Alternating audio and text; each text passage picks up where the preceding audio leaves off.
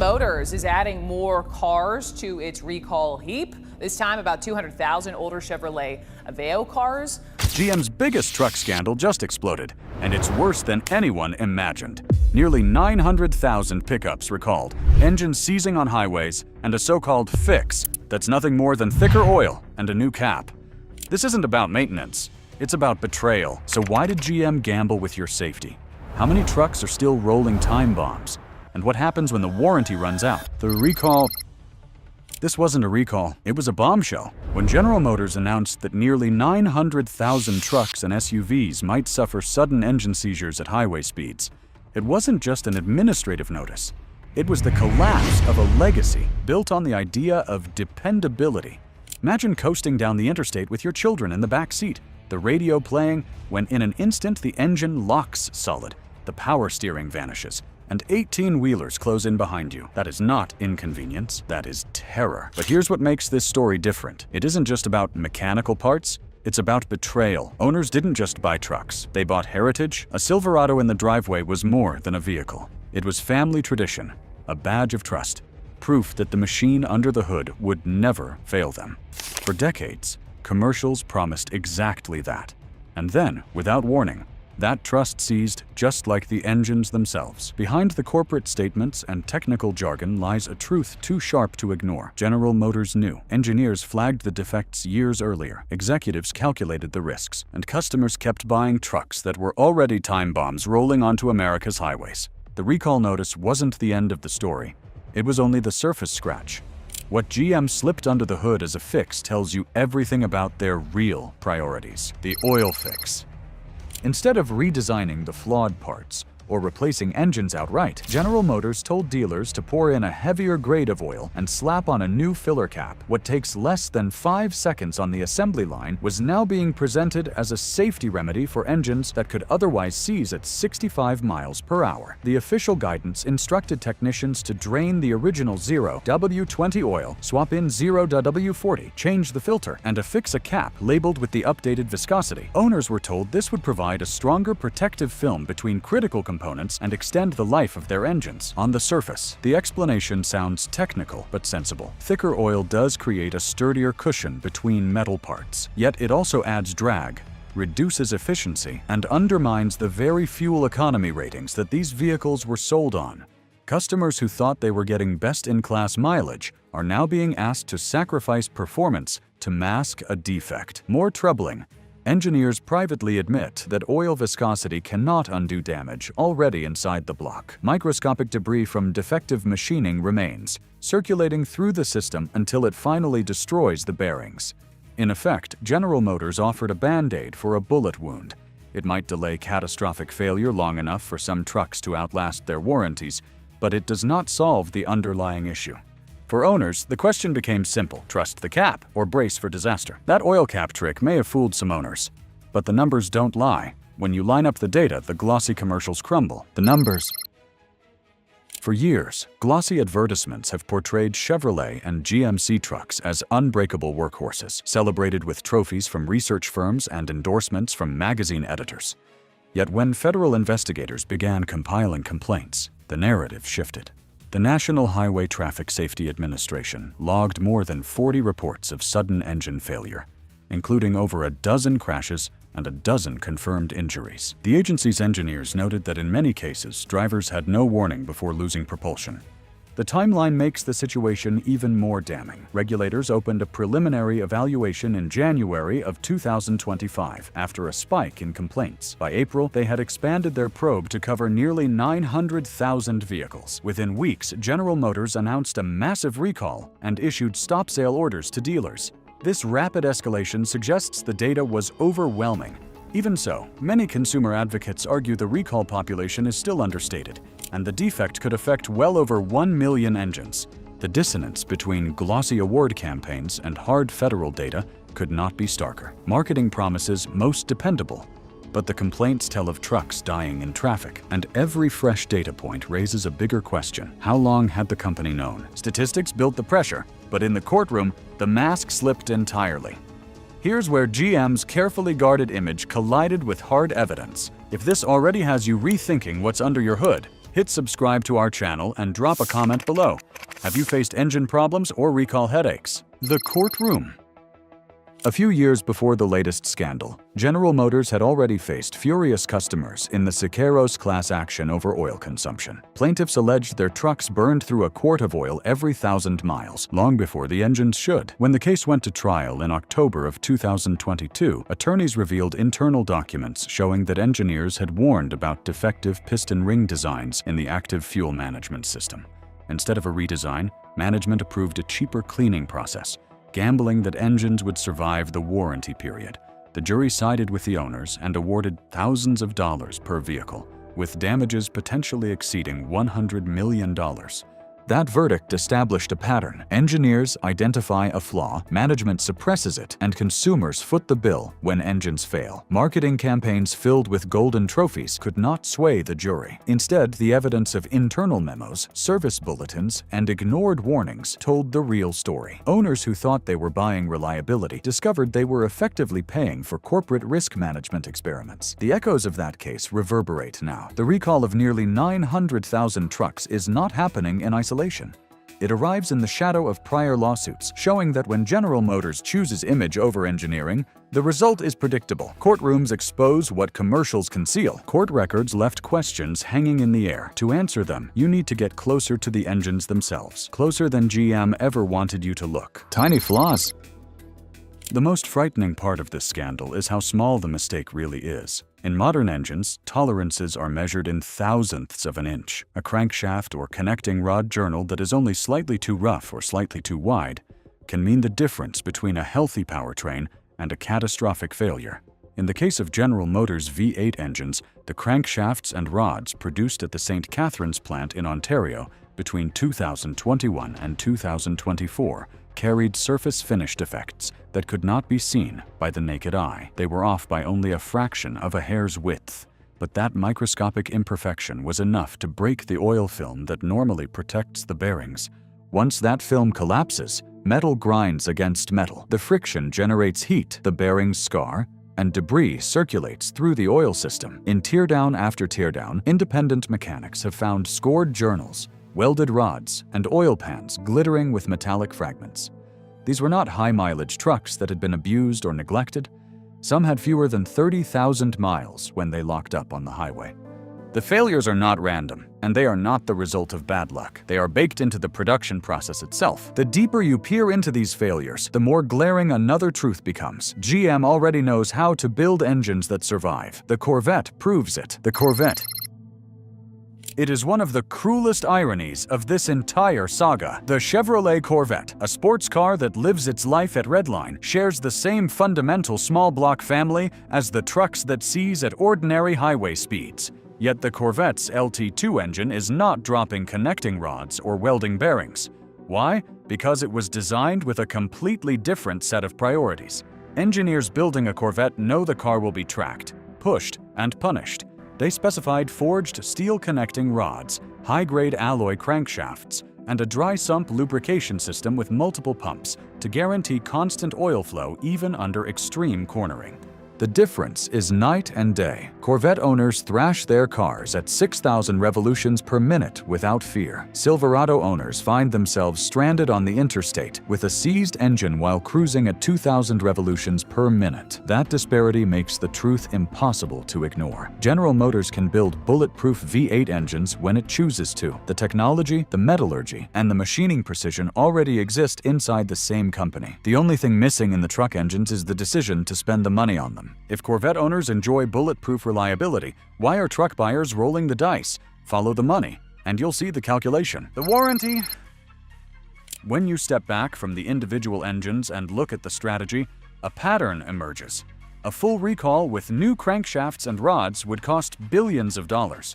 By contrast, telling owners to switch to thicker oil and adding a filler cap label costs pennies. That is the quiet calculus of the warranty clock. If the thicker oil buys another 10 or 20,000 miles of service, then many engines will fail after the basic warranty has expired. At that point, the repair bill belongs to the customer, not the company. This logic is not hypothetical. Documents uncovered in past litigation show that General Motors executives weighed options precisely this way in the oil consumption cases a decade ago. A cheaper mitigation that stretched engines past warranty was deemed preferable to a redesign that fixed the root problem. Investors like the lower short-term costs, but owners bear the catastrophic long-term risk. It is a calculated gamble, one that protects quarterly earnings while exposing families on the road. And when lawsuits do eventually arrive, the settlements often cost less than the original engineering fix would have. Warranty clocks and profit margins are one story. The image GM sells in their ads is another. Here's where the gap yawns widest. The awards. For years, commercials have bombarded American households with scenes of rugged pickups conquering mountain passes, towing horse trailers, and standing proudly beside gleaming trophies. From J.D. Power, the phrase "most dependable" has become a mantra repeated across billboards and airwaves. But few consumers know how those awards are calculated. J.D. Power measures problems per 100 vehicles, and a glitch in an infotainment screen counts the same as a seized engine. A truck can win its segment simply because its rivals performed even worse, not because it is flawless. In 2019, Chevrolet was even forced to pull an advertisement claiming greater reliability than Ford and Toyota after questions arose about its methodology. The gap between marketing perception and engineering reality has only widened since then. Owners who see commercials promising unmatched dependability also see their trucks stuck in dealership lots waiting for inspections. They read service bulletins instructing mechanics to change oil viscosity rather than fix flawed parts. Each contradiction chips away at trust that took decades to build. Awards may impress on television, but they do not tow your disabled trailer home from the side of the road. And as the shine of trophies fades, the weight of lawsuits, regulators, and angry customers begins to bear down harder than any advertising campaign can withstand. The dealers. When a recall of this magnitude hits, the first people owners turn to are not the corporate executives in Detroit, but the local dealerships where they bought their trucks. Service bays became ground zero for the crisis almost overnight. Mechanics who normally handle brake jobs and oil changes suddenly faced trucks with seized engines, furious customers, and orders from General Motors to follow a vague oil viscosity bulletin. Dealership phones rang nonstop as owners demanded answers, while technicians found themselves with little more than stickers and thicker oil to offer as reassurance. The strain grew even worse when stop-sale orders landed. Vehicles already on lots could not be sold until inspections were complete, freezing dealer revenue streams. Customers waiting for new trucks were told their deliveries were delayed indefinitely. Anger spilled into showrooms as buyers accused sales staff of knowingly pushing defective vehicles. In reality, local employees were just as blindsided as their customers. The corporation issued talking points, but when pressed, most service managers admitted they had no clear fix in hand. For the men and women on the front line, the recall was not an abstract news story. It was a daily confrontation between promises made and realities exposed. The marketing campaign may still be playing on TV, but in the dealerships, reality looks a lot uglier. Service bays became battlegrounds. The regulator. It only takes a handful of complaints to light the fuse of a federal investigation. In this case, around 40 detailed reports of sudden engine failure reached the National Highway Traffic Safety Administration before the agency opened a preliminary evaluation. Regulators sifted through owner accounts, crash data, and technical service bulletins looking for patterns. The pattern became undeniable. Engines produced at the St. Catharines plant during a specific 3-year span were failing in the same catastrophic way, often with fewer than 30,000 miles on the odometer. The investigation escalated quickly. What began as a preliminary evaluation turned into an engineering analysis within months. By April of 2025, the scope had widened to cover nearly 900,000 vehicles. The agency's questions grew sharper. Why were defects not caught sooner? Why was the fix limited to thicker oil? And how many engines might still be on the road waiting to seize? General Motors had little room to maneuver. Once the spotlight of the regulator is fixed on a defect, denial is no longer an option. The recall notice that followed was less an act of corporate goodwill and more the result of regulatory pressure applied at precisely the right time. Dealers could only stall for so long. Once regulators caught the scent, the investigation gathered force like a storm front. The lawyers. Every mechanical defect eventually becomes a financial equation, and in America, that equation is often settled in court. The recall of nearly 900,000 trucks with potential engine failures created a field day for attorneys already familiar with General Motors' past behavior. Class action lawsuits multiplied, alleging not just negligence but deliberate concealment of known defects. Whistleblower memos and internal documents became exhibits, laying bare the choice to apply a cheap oil fix rather than redesign flawed components. The stakes are immense. In the Siqueiros oil consumption case, damages reached into the hundreds of millions. Now, with more vehicles and higher safety risks, potential liability climbs into the billions. Investors know it too. After the recall announcement, analysts trimmed profit forecasts, warning that legal settlements could erode margins for years. Shareholders who once celebrated cost savings from limited recalls now wonder if those very savings will be erased by jury verdicts. For General Motors, litigation pressure may prove even more decisive than regulatory oversight. Regulators can demand recalls, but juries can impose damages that reshape corporate strategy. Each lawsuit filed is not only a cry for justice from owners, but also a line item that accountants and executives cannot ignore. When the NHTSA applied pressure, another set of forces entered the arena: attorneys, investors, and balance sheets measuring risk in billions. The workers. On the factory floor, the scandal carried a different weight. Line workers who assembled engines and trucks felt pride in building vehicles that symbolized American toughness. But pride turned to unease as stories of failures spread. Union representatives reported growing frustration among crews who questioned why they were asked to build machines that management knew contained defects. Some workers described the ethical strain of putting together engines that might one day strand families on the highway. Whispers of resistance began. In some plants, union locals debated whether to push for independent oversight of engine quality or even refuse to handle suspect components. While no full-scale work stoppage occurred, the mere threat underscored a shift in the balance of power. For decades, labor negotiations centered on wages, pensions, and hours. Now, safety and corporate accountability were entering the conversation. Some employees spoke quietly about the shame of watching trucks they built roll off the line, only to later appear in news stories about breakdowns and lawsuits. Others admitted they stopped telling friends what they worked on, embarrassed that their craftsmanship was tied to a scandal rather than American pride. The scandal handed labor leaders leverage they had not wielded in years. If executives ignored safety concerns, unions could argue they were not just protecting workers, but protecting the public. That framing transformed a defect crisis into a labor movement weapon. The trucks may have been sold with marketing slogans, but the people who built them now had a slogan of their own: no more silence.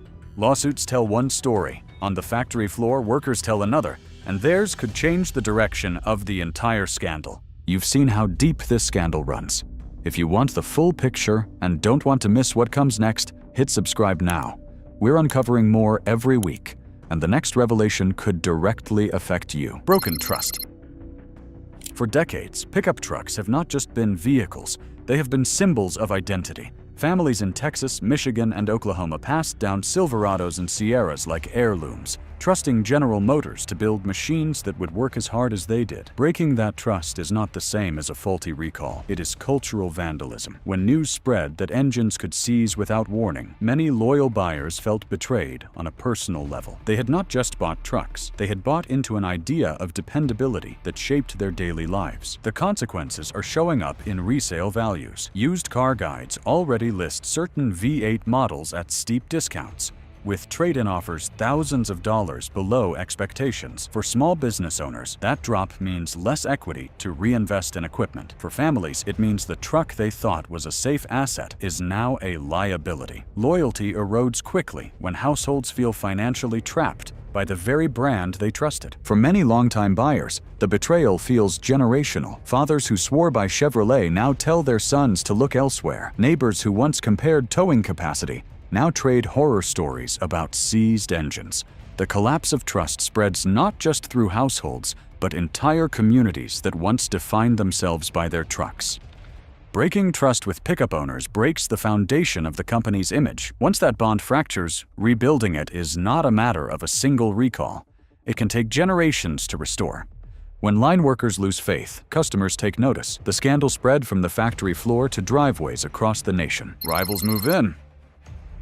In the highly competitive truck market, every scandal is an opportunity.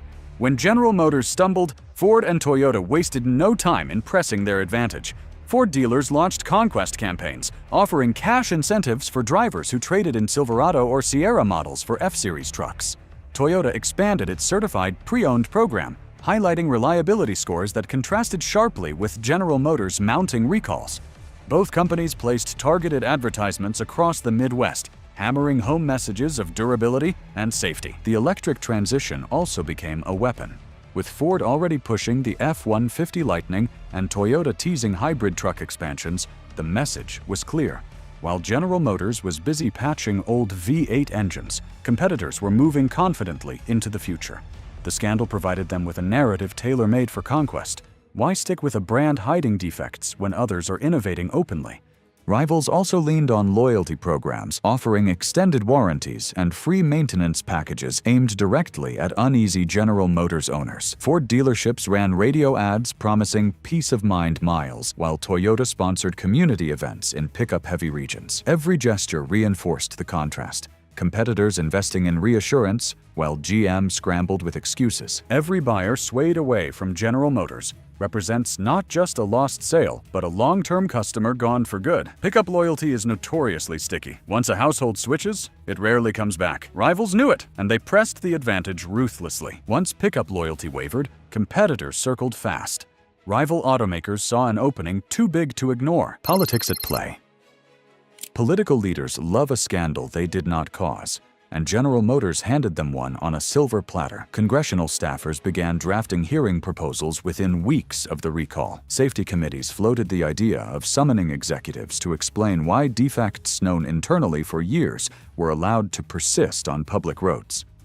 Senators from auto-heavy states demanded truth in advertising reforms, pointing to the gap between most dependable slogans and seized engines on highways. Insurance companies also weighed in. With catastrophic failures documented by regulators, actuaries began adjusting risk tables. Owners of certain V8 trucks found premiums climbing, not because of their driving habits, but because of the defect associated with their vehicle. That development added a financial sting to the reputational wound. Politicians used the rising insurance rates as another talking point, accusing the company of forcing working families to pay for its corporate mistakes. The hearings, if they move forward, could prove brutal. Lawmakers relish the optics of grilling auto executives under bright lights, with cameras rolling and angry constituents watching at home. Each question becomes a soundbite.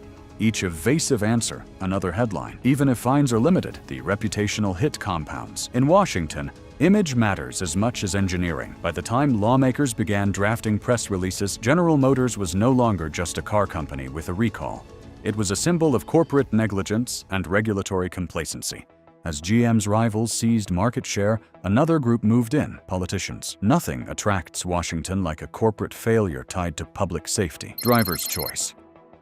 For current owners, the scandal is more than headlines. It is a question of survival. One vehicle identification number check could determine whether their truck is part of the nearly 900,000 under recall. Consumer advocates urge drivers to take proactive steps. Verify recall status through the federal database, keep meticulous maintenance records, and report unusual noises or oil usage immediately. In the world of defective engines, documentation is both shield and sword. Some owners have begun forming advocacy groups, pooling stories and pressuring the company to extend warranties or offer buybacks. Online forums overflow with advice on compression tests, bore scope inspections, and signs of early bearing failure. For many, the truck is more than transportation. It is a work tool, a family hauler, and sometimes the single most valuable asset they own. Protecting it has become a necessity.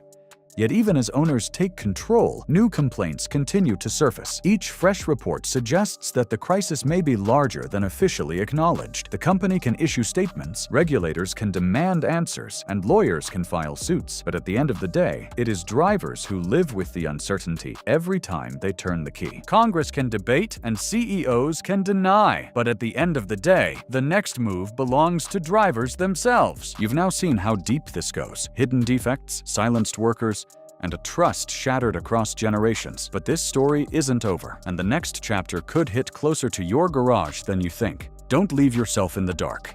Hit subscribe right now, drop a comment with your experience, and share this video with anyone driving a GM truck.